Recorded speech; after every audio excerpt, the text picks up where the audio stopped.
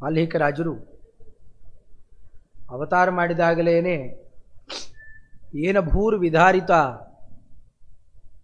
ಭೂಮಿ ಸೀಳ್ಕೊಳ್ತಂತೆ. ಸುತ್ತಮುತ್ತಲು ಇದ್ದವರಿಗೆಲ್ಲ ಕುತೂಹಲ, ಓಹೋ ಇಲ್ಲಿ ಬಂದಂತಹ ವ್ಯಕ್ತಿಯಿಂದ ಮುಂದೇನೋ ಅದ್ಭುತವಾದ ಕಾರ್ಯ ನಡೆಯುತ್ತೆ. ಇನ್ನು ವ್ಯಾಸರಾಜರು ಬರೋ ಹೊತ್ತಿಗಂತೂ ತಂದೆನೇ ಬದುಕಿರಲಿಲ್ಲ. ಬ್ರಹ್ಮಣ್ಯ ತೀರ್ಥರ ಅನುಗ್ರಹದಿಂದ ಅವರು ಬದುಕುಳಿದು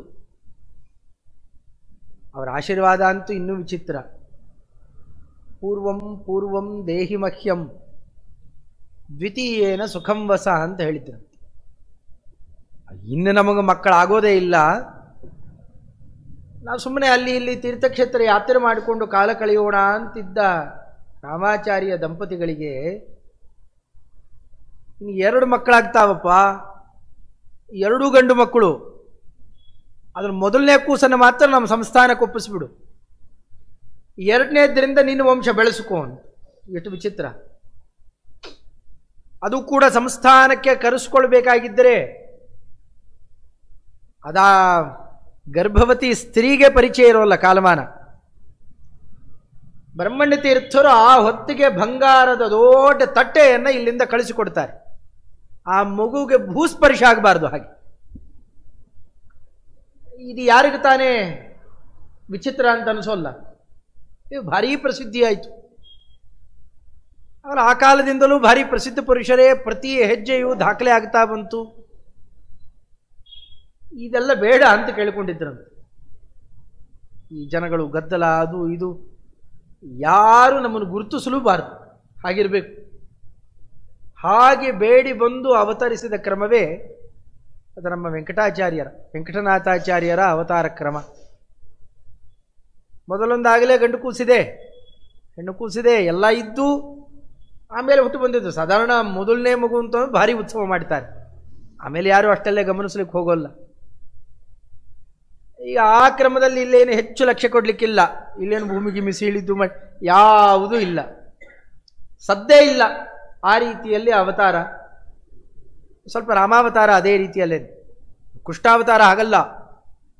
ಕಂಸನಿಗೆ ಆರ್ಭಟ ಮಾಡಿ ನೀನು ಕೊಲ್ಲೋನೊಬ್ಬ ಬರ್ತಾನೆ ಅಂತ ಅವನು ಪಹರೆಗೆ ಹಾಕ್ಕೊಂಡು ಕಣ್ಣಲ್ಲಿ ಕಣ್ಣಿಟ್ಟು ನೋಡ್ತಾ.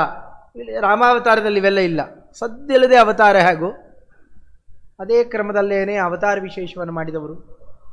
ಅದ್ಭುತವಾದ ಗೌತಮ ಗೋತ್ರ ನೆನ್ನೆಲ್ಲ ತಿಳಿಸಿದಂತೆ ತಿಮ್ಮಣ್ಣ ಭಟ್ಟರಲ್ಲಿ ಅವರಲ್ಲಿ ಉಪನಯನಾದಿಗಳನ್ನು ಕೂಡ ತಂದೆ ಮಾಡಲಿಕ್ಕಾಗಲ್ಲ. ಅಂಥ ಪರಿಸ್ಥಿತಿ. ಬೇಕಾಷ್ಟು ಶ್ರೀಮಂತರಾಗಿದ್ದವರಿಗೂ ಆ ಕಾಲಕ್ಕೆಲ್ಲ ಕರಗಿ ಹೋಗುತ್ತೆ. ಭಾರಿ ಶ್ರೀಮಂತರಪ್ಪ ಅಂತ ಜನಗಳ ಆ ಕಡೆಯಲ್ಲಿ ಲಕ್ಷ್ಯ ಕೊಡಲಿಕ್ಕೂ ಆಗೋಲ್ಲ. ಮತ್ತು ಅಧ್ಯಯನವೂ ಕೂಡ ತಂದೆಯಲ್ಲಿ ಅಥವಾ ಅಲ್ಲಿ ಇಲ್ಲಿ ಅದೆಲ್ಲ ಯಾವುದೂ ಇಲ್ಲ. ಭಾವನ ಮನೆಯಲ್ಲೂ ಹೋಗಿ ತಾವೇ ಎಲ್ಲಿ ತಮ್ಮ ಕನ್ಯೆಯನ್ನು ಕೊಟ್ಟಿರ್ತಾರೋ ಅವ್ರ ಮನೆಯಲ್ಲೇ ಹೋಗಿ ಅಧ್ಯಯನ ಮಾಡಬೇಕು. ಜಾಗರೂಕತೆಯಿಂದಾಗಿ ಅಧ್ಯಯನಾದಿಗಳನ್ನು ನಡೆಸಬೇಕಾಗತ್ತಲ್ಲಿ. ಅಷ್ಟು ಅಧ್ಯಯನ ಮಾಡಿ ಮತ್ತು ಉತ್ತರ ವ್ಯಾಸಂಗಕ್ಕೆ, ಅಂದರೆ ಉತ್ತರ ಮೀಮಾಂಸಾ ವೇದಾಂತ ತತ್ವೋಪದೇಶಕ್ಕೆ ವೇದಾಂತ ಸಾಮ್ರಾಜ್ಯಾಧಿಪತಿಗಳಾದರೆ ಅದರ ತೂಕವೇ ಬೇರೆ. ಹಗಲೂ ರಾತ್ರಿ ತಮ್ಮ ಬದುಕನ್ನು ಆಚಾರ್ಯರು ಕೊಟ್ಟ ಆದೇಶದಂತೆ ವಿಷ್ಣೋ ಸರ್ವೋತ್ತಮತ್ವಂಚ ಸರ್ವದಾ ಪ್ರತಿಪಾದಯ. ಯತಿಪ್ರಣವಕಲ್ಪದಲ್ಲಿ ಈ ಮಾತಿದೆ. ಯತಿಗಳಿಗಿರುವಂತಹ ಮೂಲಭೂತವಾದ, ಅದರಲ್ಲೂ ಪೀಠಾಧಿಪತಿಗಳಿಗಿರುವಂತಹ ದೊಡ್ಡ ಜವಾಬ್ದಾರಿ ಅಂತಂದರೆ ಕಟ್ಟಡ ಗಿಟ್ಟಡ ಕಟ್ಟೋದು, ಅದನ್ನು ನಿರ್ವಹಣೆ ಮಾಡೋದು, ಅಥವಾ ಶಿಷ್ಯ ಸಂಪತ್ತನ್ನು ಬೆಳೆಸೋದು ಅಂತಲೋ ಆಸ್ತಿ ಪಾಸ್ತಿ ನೋಡಿಕೊಳ್ಳೋದು ಬೆಳೆಸೋದು, ಇದು ಯಾವುದೂ ಅಲ್ಲ. ಅದಕ್ಕೆಲ್ಲ ಬೇರೆ ಬೇರೆಯವ್ರನ್ನ ಬೇಕಾದ್ರೆ ಇಡಬಹುದು, ಅದೆಲ್ಲ ಮಠದ ಕೆಲಸ ಅಲ್ಲ. ನಿಜವಾಗಿಯೂ ಮಠ ಅಂದರೆ ಮಠಛಾತ್ರಾದಿ ನಿಲಯ. ನಿರಂತರವಾಗಿ ಅದನ್ನು ಅಧ್ಯಯನ ಮಾಡಲಿಕ್ಕೆ ಅಂತ ವಿದ್ಯಾರ್ಥಿಗಳಿರಬೇಕು, ಅವರಿಗೆ ಪಾಠ ಕಲಿಸಲಿಕ್ಕೆ ವಿದ್ವಾಂಸರಿರಬೇಕು.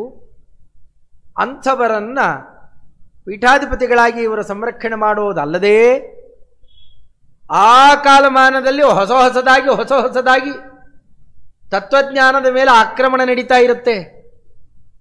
ಅದು ಒಂದು ರೀತಿಯಲ್ಲ. ಅದನ್ನು ವಿಜ್ಞಾನವಾದ ಅಂತ ಹುಟ್ಟುಕೊಳ್ಳುತ್ತೆ, ಆ ಥಿಯರಿ ಈ ಥಿಯರಿ ಅಂತೆಲ್ಲ ಹುಟ್ಟುಕೊಳ್ಳುತ್ತೆ. ಬೇರೆ ಬೇರೆ ಮತಗಳೇ ಯಾವುದೋ ಒಂದು ಕಾಲಕ್ಕೆ ಸ್ವಲ್ಪ ಕಮ್ಮಿ ಹೋಗಿದ್ದು ಇನ್ನೊಂದು ಹೊತ್ತಿಗೆ ಏನು ಜಾಗೃತವಾಗಿ ಭಾರಿ ಭಯಂಕರವಾಗಿ ಆಕ್ರಮಣ ನಡೆಯುತ್ತೆ. ಅಥವಾ ದೇಶವೋ ಕಾಲವೋ ಕೆಟ್ಟು ಕ್ಷಾಮ ಗೀಮ ಮುಂತಾದ ಏನು ಬೇಕಾದ್ರೂ ಬರಬಹುದು. ಅದು ಎಲ್ಲದರದ್ದು ಹೊಡೆತ ಕಡೆಗೆಲ್ಲಿಗೆ ತತ್ವಜ್ಞಾನದ ಮೇಲೆ. ಅದಾಗಬಾರ್ದು ಎಂದಿಗೂ. ನಷ್ಟ ಧರ್ಮ ಜ್ಞಾನ ಲೋಕ ಕೃಪಾಲುಬಿಹಿ. ವೇದವ್ಯಾಸದೇವರ ಅವತಾರ ಮಾಡಿದ್ದೇ ಈ ಎರಡನ್ನು ಉದ್ಧಾರ ಮಾಡಬೇಕು ಅಂತ. ಒಂದು ಧರ್ಮವನ್ನು ಉಳಿಸಬೇಕು, ಇನ್ನೊಂದು ಭಗವತ್ ತತ್ವಜ್ಞಾನವನ್ನು. ಅದೇ ಜವಾಬ್ದಾರಿ ಮುಂದೆ ಪೀಠಾಧಿಪತಿಗಳಿಗೂ ಅದೇ. ಶ್ರೀಮದಾಚಾರ್ಯರು ಅದನ್ನು ಉಳಿಸಿಕೊಟ್ಟಿದ್ದು ಮುಂದೆ ಪೀಠಾಧಿಪತಿಗಳಿಗೂ ಇರುವ ಜವಾಬ್ದಾರಿ ಎಂದರೆ ಇದು ಎರಡೇ. ಇದೆರಡರ ಮೇಲೆ ತುಂಬ ಲಕ್ಷ್ಯ ಇರಬೇಕು. ಅಂದರೆ ಸ್ವಯಂ ಧರ್ಮಾನುಷ್ಠಾನ ನಿಪುಣರಾಗಿ ಮತ್ತೆಲ್ಲ ಧರ್ಮಾನುಷ್ಠಾನ ಮಾಡುವವರನ್ನು ಪೋಷಣೆ ಮಾಡ್ತಾ, ಸ್ವಯಂ ತತ್ವಜ್ಞಾನಿಗಳಾಗಿ ತತ್ವಜ್ಞಾನಕ್ಕೆ ಬರುವ ಅಡೆತಡೆಗಳನ್ನು ತಡೆದು ಬೇರೆ ಜ್ಞಾನ ಪಿಪಾಸುಗಳಿಗೆ ಪೋಷಣೆ ಕೊಡ್ತಾನೇ ಇರಬೇಕು. ಅದಕ್ಕೆ ಮೂಲಭೂತವಾದ ಗ್ರಂಥರಾಶಿ ಅಂತಂದರೆ ವೇದಾಂತ. ವೇದಾಂತ ಸೂತ್ರಗಳು, ಬ್ರಹ್ಮಮೀಮಾಂಸಾ ಶಾಸ್ತ್ರ. ಅದನ್ನು ಇನ್ನೆಷ್ಟು ಕರಗತ ಮಾಡಿಕೊಂಡಿರ್ತಾರೆ ಅವರು. ಅದಕ್ಕೆ ಅಧ್ಯಯನ ಅಂತಂದರೆ ಅವರಲ್ಲೇ ಅಧ್ಯಯನ ಮಾಡಿದರೆ ಹಗಲು ರಾತ್ರಿ ಅದರ ತಿಕ್ಕಾಟದಲ್ಲೇ ಇರ್ತಾರಲ್ಲ, ಅಂಥವರಲ್ಲಿ ಅಧ್ಯಯನ ಅಂತಂದರೆ ಅದಕ್ಕೆ ತುಂಬ ಮಹತ್ವ ಇದೆ. ಕೀರ್ತಿ ಬರುತ್ತೆ ಅಂತ ಅವರಲ್ಲಿ ಹೋಗೋದಲ್ಲ, ಹಗಲೂ ರಾತ್ರಿ ಅದರ ವ್ಯವಸ್ಥೆಯಲ್ಲೇ ಇರ್ತಾರಲ್ಲ. ಸ್ವಲ್ಪ ಗೃಹಸ್ಥಾಶ್ರಮಿಗಳು ಅವರು ಇವರು ಅಂದರೆ ಆ ಕಡೆ ಈ ಕಡೆನೂ ಮನಸ್ಸು ಹೋಗ್ಬೋದು, ಇಷ್ಟ ಕೌಶಲ್ಯ ಇಲ್ಲದೆ ಇರಬಹುದು. ಆದರೆ ಯತಿಗಳಿಗೆ ಮಾತ್ರ ಅದು ಬೇಕೇ ಬೇಕು. ನಾವು ಸಾಮಾನ್ಯರಲ್ಲ. ಸುಧೀಂದ್ರ ಸ್ವಾಮಿಗಳವರು ಅಂತಂದರೆ ಅವ್ರ ಗುರುಗಳೆಂಥವರು. ಅದನ್ನೆಲ್ಲ ಅಪಣಾಚಾರ್ಯ ಗುರು ಸ್ತೋತ್ರದಲ್ಲೇ ಅಂತಾರೆ. ವಿಜಯೀಂದ್ರ ಕರಾಬ್ಜೋತ್ಥ ಸುಧೀಂದ್ರವರ ಪುತ್ರಕಃ. ತುಂಬ ಅರ್ಥ ಇದೆ ಅದರಲ್ಲಿ. ವರ ಅಂದ್ರೇನು, ಪುತ್ರ ಅಂತಂದ್ರೇನು, ಅದಕ್ಕೆಲ್ಲ ತುಂಬ ಅರ್ಥ ಇದೆ. ಹಾಗೆ ವಿಜಯೀಂದ್ರ ಸ್ವಾಮಿಗಳವರು 104 ಕೃತಿರತ್ನಗಳನ್ನು ಕೊಟ್ಟು 64 ಕಲಾ ಸಂಪತ್ತಿನಲ್ಲೂ ಕೂಡ ಎಂಥ ಮಹನೀಯರು. ವ್ಯಾಸರಾಜರು ಅಷ್ಟು ಅವರನ್ನು ಸಿದ್ಧಪಡಿಸಿದ್ದರು. ಸುರೇಂದ್ರ ಸ್ವಾಮಿಗಳವರು ದೊಡ್ಡ ತಪಸ್ವಿಗಳು. ಎಲ್ಲಿಂದ ಎಲ್ಲಿ ತನಕ ಉಪವಾಸದಲ್ಲಿ ಸಮಗ್ರ ಸಂಚರಣ ಮಾಡಿ ರಾಮದೇವರನ್ನು ಅಪಾರವಾದ ಕ್ರಮದಲ್ಲಿ ಒಲಿಸಿಕೊಂಡಿದ್ದವರು. ರಾಮದೇವರು ಮತ್ತು ವೇದವ್ಯಾಸ ದೇವರ ಅಪಾರ ಕೃಪೆ ಅವರ ಮೇಲೆ. ಅಂಥ ತಪಸ್ವಿಗಳು ನಮಗೆ ಈ ಹುಡುಗ ಬೇಕೇ ಬೇಕು. ನೀವು ಕೊಡೋದಾದರೆ ನಾವು ಆಪೋಷಣ ತಗೋತೇವೆ, ಇಲ್ಲಾಂದರೆ ಆಪೋಷಣ ತಗೊಳ್ಳೋಣ ಹಠ ಮಾಡಿ ವ್ಯಾಸರಾಜರಲ್ಲಿ ಅವರನ್ನು ದತ್ತು ತಗೊಂಡು ಬಂದು ಅವರನ್ನು ವ್ಯವಸ್ಥೆ ಮಾಡಿಕೊಂಡಿದ್ದಾರಲ್ಲ, ತಮ್ಮ ಸಂಸ್ಥಾನ ಬೆಳೆಸ್ತಾರಲ್ಲ, ಇನ್ನೆಂಥವ್ರಿ ಅವರು. ವಿಜಯೇಂದ್ರ ಸ್ವಾಮಿಗಳವರು ಹೆಸರು ಕೇಳಿದರೆ ಸಾಕು ಅವನಿಗೆ ಜಯವೇ, ಪರಾಜಯ ಇಲ್ಲೇ ಇಲ್ಲ. ಅಂಥ ಅದ್ಭುತವಾದ ವ್ಯಕ್ತಿತ್ವ. ವಿಜೇಂದ್ರ ಸ್ವಾಮಿಗಳವರು ಆರಸಿ ಇವರನ್ನು ಕೂಡಿಸ್ಕೊಳ್ಬೇಕಾಗಿದ್ದರೆ ಹೆಸರು ಅದೇ ಸುಧೀಂದ್ರ. ಸ್ವಲ್ಪ ಅಲ್ಪ ಅಲ್ಲ, ಧಿ ಸುಧಿ. ಅದು ಎಂಥ ಬುದ್ಧಿ ಅವರಲ್ಲಿತ್ತು ಅಂತ ಅವರ ಚರ್ಮಶ್ಲೋಕ ಹೇಳುತ್ತೆ. ಇನ್ನು ಕೆಲವು ದಿವಸಕ್ಕೆ ಅವರ ಆರಾಧನೆ. ಕುಶಾಗ್ರ ಮತಯೇ ಭಾನುದ್ಯುತಯೇ ವಾದಿಭೀತಯೇ. ಅವ್ರ ಬುದ್ಧಿ ಎಷ್ಟು ಚುರುಕಾಗಿತ್ತಂತೆ, ಎಷ್ಟು ಚೂಪಾಗಿರಬೇಕು ಬುದ್ಧಿ ಅಂದರೆ. ನಿಮ್ಗೆ ಯಾವುದೋ ಸಮಸ್ಯೆಗಳನ್ನು ಹೇಳ್ತಾ ಇದ್ದರೆ ಸ್ವಲ್ಪ ಸ್ವಲ್ಪ ತಾಳು, ಅದು ಸ್ವಲ್ಪ ಸಮಸ್ಯೆ ಅರ್ಥ ಮಾಡಿಕೊಳ್ತೇನೆ ಅಂತ ಮದ್ದುಗಾಗ್ಬಿಟ್ರೆ 10 ಸತಿ 20 ಸತಿ ಕೇಳ್ಕೊಳ್ತಾ ಇದ್ದು ಪ್ರಯೋಜನ ಇಲ್ಲ. ಪ್ರಶ್ನೆ ಕೇಳಿ ಮುಗಿಸೋದ್ರೊಳಗೆ ಅದಕ್ಕೆ ಉತ್ತರವನ್ನು ಭೇದಿಸಿಬಿಡ್ಬೇಕು. ಅಷ್ಟು ಚೂಪಾಗಿರಬೇಕು ಬುದ್ಧಿ. ಮೊಂಡ ಕೂತು ಬಿಟ್ಟಿದ್ರೆ ಅವ್ರ ಬುದ್ಧಿ ಎಷ್ಟು ಚೂಪು ಅಂತಂದರೆ ಕುಶಾಗ್ರ ಮತಯೇ. ದರ್ಬೆಯಲ್ಲಿ ಕೆಲಸ ಮಾಡಿದ್ದವರು ಗೊತ್ತಿರುತ್ತೆ. ದರ್ಬೆಯಲ್ಲಿ ಯಾರು ಕೆಲಸ ಮಾಡ್ತಾರೆ? ಪುರೋಹಿತರು ಮುಂತಾದವರು ಮಾಡ್ತಿರ್ತಾರೆ. ನೀವು ಅವ್ರನ್ನ ಕೇಳಿ, ಸ್ವಲ್ಪ ವ್ಯತ್ಯಾಸ ಮಾಡಿದ್ರೆ ಕೈಯೊಳಗೆ ಹೊಕ್ಕೊಂಡ್ಬಿಡುತ್ತೆ. ತುಂಬ ಚೂಪು. ದರ್ಬೆಯನ್ನು ಸರಿಯಾಗಿ ಕೆಲಸ ಮಾಡ್ಲಿಕ್ಕೆ ಗೊತ್ತಿಲ್ಲದೆ ಇದ್ರೆ ಮೈ ಕೈಯೆಲ್ಲ ಹರಿದೋಗುತ್ತೆ. ಮಾರನೇ ದಿವಸ ಅಲ್ಲಿ ಗುರುತು ಬಂದ ಮೇಲೆ ಗೊತ್ತಾಗೋದು ಇಲ್ಲೆಲ್ಲ ಹರಿದಿದೆ ಅಂತ. ಉರಿತಾ ಇರುತ್ತೆ. ದರ್ಬೆ ಕುಯ್ಕೊಂಬರೋದು ಬಹಳ ಕಷ್ಟ. ಈ ಅಕ್ಕಪಕ್ಕ ಎಲೆ ಭಾಗ ಅಲ್ಲ, ಪಾರ್ಶ್ವ ಅಲ್ಲ, ಅದರ ತುದಿ ಯಾವ ನಿಮಗೆ ಸೂಜಿಗೀಜಿನೂ ಅಲ್ಲ, ಅದಕ್ಕಿಂತ ಬಹಳ ಚೂಪು. ಸರಳನ ಒಳಗೆ ನುಗ್ಗಿಬಿಡುತ್ತೆ. ನಮ್ಮ ಸುಧೀಂದ್ರ ಸ್ವಾಮಿಗಳವರ ಬುದ್ಧಿ ಎಷ್ಟಿತ್ತು ಅಂತಂದರೆ ಕುಶಾಗ್ರ ಮತಯೇ. ನೋಡ್ಲಿಕ್ಕೆ ಹ್ಯಾಕೆ ಕಾಣ್ತಿದ್ರಂತೆ?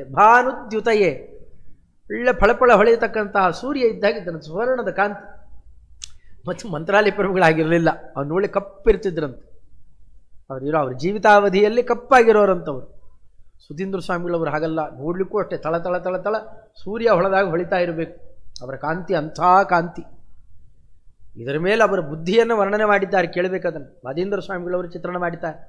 ವ್ಯಾಧೂತಾವದ್ಯ ಹೃದಯ ಮಿತ ಕೃತಿ ರಚನಾ ಚಾರು ಚಾತುರ್ಯ ಹೃಷ್ಯತ್ ಕರ್ನಾಟಕ ಕ್ಷೋಣಿಪಾಲ ಪ್ರತಿಪದ ರಚಿತಾನೇಕ ರತ್ನಾಭಿಷೇಕ ಪತ್ರೀಶಾರೂಢ ಲಕ್ಷ್ಮೀ ಪತಿಪದ ನಲಿನೋ ದಗ್ರರೋಲಂಬಲೀಲಾ ವಿಖ್ಯಾತ ಶ್ರೀ ಸುಧೀಂದ್ರ ವ್ರತಿಪತಿರತುಲಂ ಭದ್ರಮುನ್ನಿದ್ರಯೇನ್ನಃ. ಆ ಕಾಲಕ್ಕಿದ್ದಂತಹ ಅವರಿನ್ನೂ ಯವನಾವಸ್ಥೆ ಅಷ್ಟೇ. ಆ ಹೊತ್ತಿಗೆ ಅವರು ರಚನೆ ಮಾಡಿದಂತಹ ಕೃತಿಗಳನ್ನು, ಆ ಕೃತಿಗಳ ಬಗ್ಗೆ ಹೇಳ್ತಾರೆ. ವ್ಯಾಧೂತ ಅವಧ್ಯ ಹೃದಯ. ಅವಧ್ಯ ದೋಷಗಳು ಒಂದು ದೋಷ ಹುಡುಕಿದರೂ ಸಿಗೋಲ್ಲ. ದ್ವಿತೀಯ ಸ್ಕಂಧದ ತಾತ್ಪರ್ಯಕ್ಕೆ ಅವರ ವ್ಯಾಖ್ಯಾನ ಇದೆ. ಭಾಗವತ ದ್ವಿತೀಯ ಸ್ಕಂದಕ್ಕೆ ತುಂಬ ಕಠಿಣ, ಚಿಕ್ಕದು, ಅತ್ಯಂತ ಕಠಿಣ. ಬ್ರಾಹ್ಮಕಲ್ಪದ ಸೃಷ್ಟಿಯ ವರ್ಣನೆ ಇದೆ ಅಲ್ಲಿ. ಅದು ನಾರದರಿಗೂ ಮತ್ತು ಬ್ರಹ್ಮದೇವರಿಗೂ ತಂದೆ ಮಕ್ಕಳ ಸಂವಾದ, ಅತ್ಯಂತ ಕಠಿಣವಾದದ್ದು. ಅದಕ್ಕೆ ವ್ಯಾಖ್ಯಾನ ಮಾಡಿದ್ದಾರೆ. ಅದರಂತೆಯೇ ಏಕಾದಶ ಸ್ಕಂದಕ್ಕೆ ವ್ಯಾಖ್ಯಾನ ಮಾಡಿದ್ದಾರೆ. ಬರೇ ಜಟಿಲವಾದ ವಿಚಾರ ಅಲ್ಲಿ.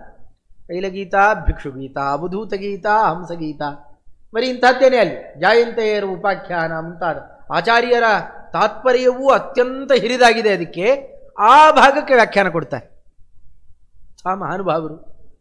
ಇದರ ಮೇಲೆ ಬರೀ ಭಾಗವತಕ್ಕೆ ವ್ಯಾಖ್ಯಾನ ಮಾಡಿದೆ, ಇಲ್ಲ ಶಾಸ್ತ್ರಕ್ಕೆ ವ್ಯಾಖ್ಯಾನ ಮಾಡಿದೆ, ಇಲ್ಲ ಅಷ್ಟೇ ಅಲ್ಲ.